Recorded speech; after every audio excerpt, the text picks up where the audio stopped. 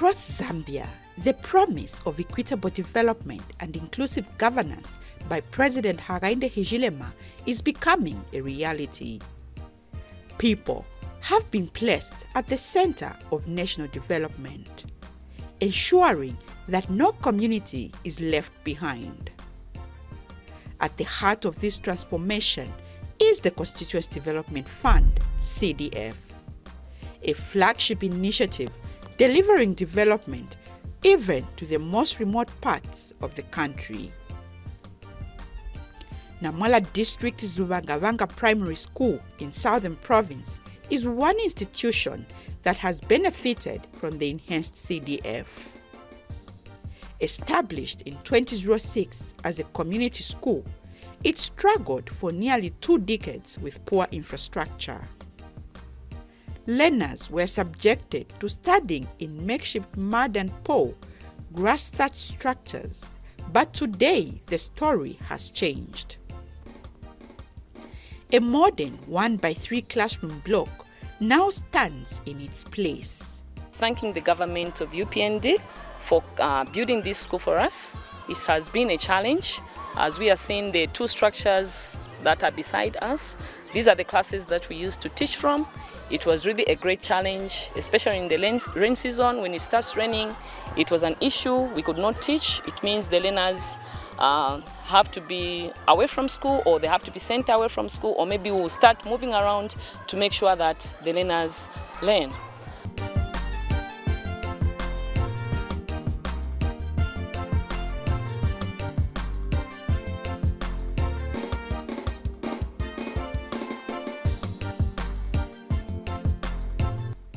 This improved infrastructure also came with furniture, including desks, ending years of pupils sitting on the floor.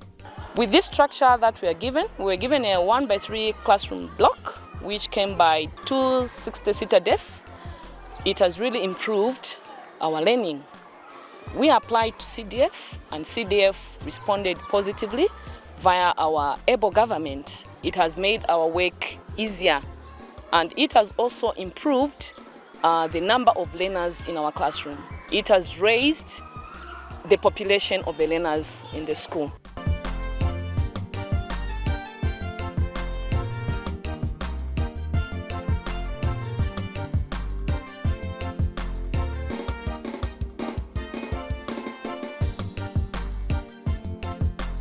The school is also benefiting from the school feeding program, which has significantly improved pupil performance.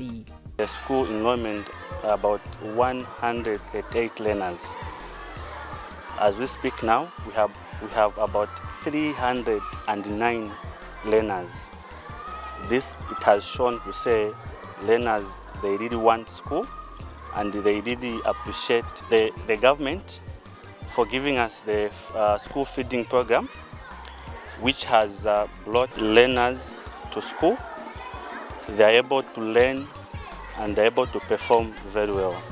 As a school, the performance was below average, but this time around we have learners that can do better and can do well in school.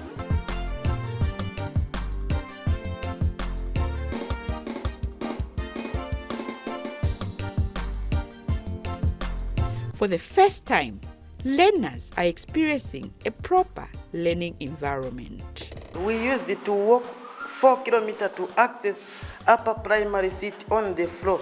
But today we are so grateful for having a well-built school. Your Excellency Hakainde Hichilema for these encouraging moves.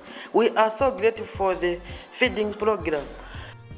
Elizabeth Chumpa, once a dropout and now a grade 7 pupil, says this transformation and the government's progressive policies have reignited dreams she once thought were lost.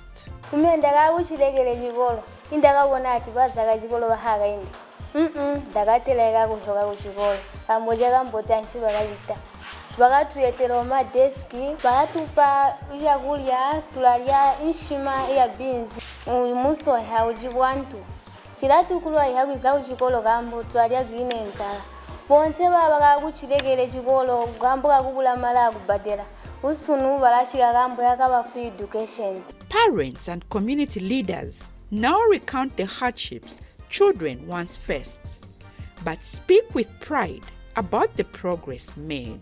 Katutasho mati kono kubosena tulakwata chikolo chilo kwambuli bachi chibotolo wani twakutereka ndiza tula nika twahoso mona muhisamu momo ubuyo mukuza kwa muchikolo chabahaga inde chili chiye chipia anto mu timu yawe ya CDF kwa barosompoko lukando maninga ano abosena na kuyicha lubanga banga bana bachikolo bakahula ja kuhula kuliba mba kuchilegere chikolo ari bakapiruko bakandokando chini haja kuti sebana bachikolo balaria balatuma mabinzi balatuma mapopwe bana bachikolo balakuli muchikolo hakulya hilaigwa akubadela konsoko taba badeli gwina kuchikolo kuba badeli hapi kuhamba banjirira balimbo bali bahaga inde hikolo yose ngo free education chalo chikolo nchuto takubene sebana bachikolo bakupenga kumagana akwiya kabaiya ku wano kuya kuna musonde buzomuka bakho kubelesha 20 kilometers kuyo kupiluka 10 anto mu 20 kilometers so topakulumba bana kabatai magana kula mpaka chikolo. Local authorities say the impact of the enhanced CDF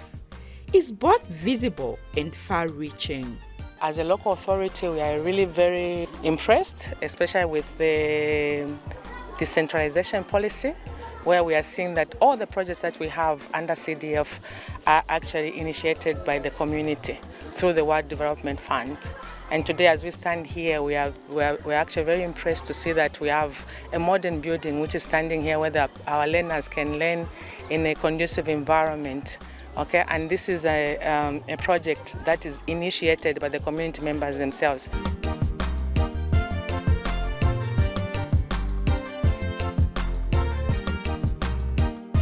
Mbili hulumende ile lakale itasalulula watu tambula watu pachikolo je chiliawa 1/3 classroom block.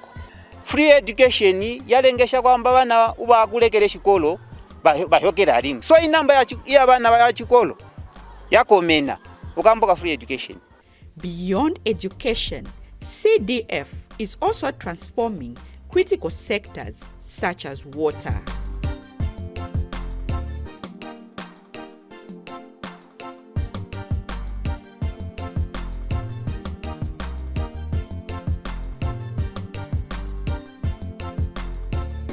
In Kalomo district, the Zaziwa Dam in Tundumwezi constituency stands as a symbol of progress.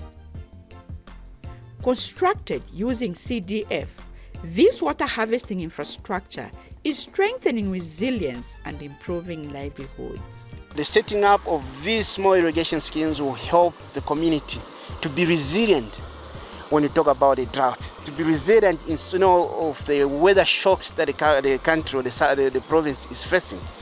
So with these irrigation schemes, it means it is now helping the government to set up some other money into other ventures for other people that are more vulnerable.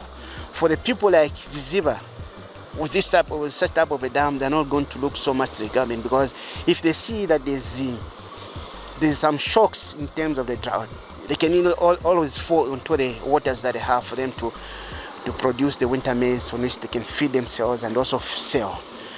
So the government actually is trying by all means that we invest so much into these public dams so that the small-scale farmers can also have the benefit of benefiting from the government, and also teaching them to venture into high-value crops like garlic and other things so they can get a lot of money which can enable them. With a catchment supporting about 10,000 animals, the reservoir is also expected to irrigate approximately 20 hectares of land. We have about 8 villages that are going to benefit from this dam, and each village has a population of 3,000 people. And when you talk about animals, Mandio, this is the only dam around this place which is nearby. We're talking of us touring more than 10,000 animals. So that's why I was saying that it's a multi-purpose dam. We're using it for livestock watering, on which they're going to get the monies from when the animals are healthy and they have the water. And when they sell the animals, then they should be able to get a better price. For local communities, the dam provides a reliable source of water, supporting farming, livestock, and daily life. This dam has brought a lot of goodness to us. So we thank the government for considering us in this kind of situation. So we are so grateful. Mr. Ganini remembers how difficult it once was to find reliable water and expresses his gratitude. Finding water for drinking, even water for animals, it was quite a big challenge. You will not you'll be surprised to learn that water for drinking was during the dry season, like September, October there. People were drawing their water about 10, 15 to 20 kilometers away from here. So it was a bit of a challenge. Even water for drinking, water for our animals, it was much of an issue. Now, ever since this dam was constructed, a number of advantages have arisen.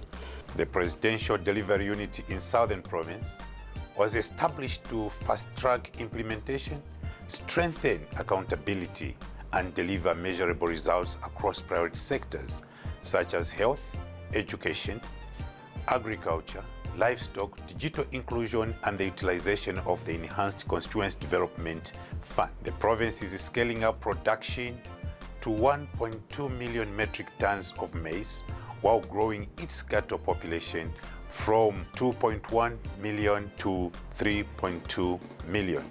This is to reinforce food security, livelihoods, and regional economic growth. In health, the focus is to raise drug availability from over 87% to 100%, supported by digital inclusion and the revitalized Constituency Development Fund. Communities are experiencing impact that goes far beyond what the eye meets. Through the enhanced CDF, over 700 classroom blocks have been constructed and 93,000 desks distributed. All these, coupled with free education policy, have increased enrollment from 600,000 to over 800,000 learners. In response to Presidential Directive on maternity annexes, the province has constructed over 78 maternity annexes equipped with modern facilities and mechanized water systems. In the livestock sector, the province is strengthening disease control mechanism with over 700,000 cattle vaccinated against foot and mouth disease. And to increase livestock production, pasture and fodder growing is being encouraged. The province is also contributing to national food security through improved access to farming inputs, irrigation, and mechanization, with 32 mechanization centers now operational. To promote digital inclusion, 18 centers have been equipped with Starlink and computers in post offices and youth resource centers. Government has provided for us a free internet. It really helps us youth to research on anything that we want, job opportunities, schools, and also we have the Imisapela. A better life indeed. Access to clean water and renewed opportunities through deliberate and methodical strategies. It is no longer just a promise. From education to water, the impact is clear. President Hakainde Hichilema is making many things become a reality.